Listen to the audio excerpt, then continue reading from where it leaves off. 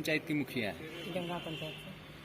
Madam, वैसे तो आपको जनता पहले आशीर्वाद दे दी, लेकिन संवैधानिक रूप से आप आज जाकर पद पर आसीन हो गई हैं और सबसे पहले एक महिला है, महिलाओं के लिए क्या करेंगे? जो आएगा वो किया जाएगा उन लोगों के लिए। आज से आप मुखिया बन गई हैं, आज से आप पद ग्रहण कर लिए, गांव की सरकार की कमान आपके हाथ में मिल गई है, तो आपके पंचायत के लिए प्राथमिकता क्या होगी आपकी आज से? गाँव का विकास करेंगे। विकास कराएंगे। और शराबबंदी को लेकर क्या योजना है? वो तो बंद कर दिया जाएगा। पूरी शराब मुक्त पंचायत बनाएंगी? किस तरह की योजना दिमाग में, किस तरह से आप बंद करा पाएंगे, क्योंकि सरकार इतना कर रहा है उसके बावजूद भी आज गांव एरिया में देखा जा रहा है किया जाएगा भैया।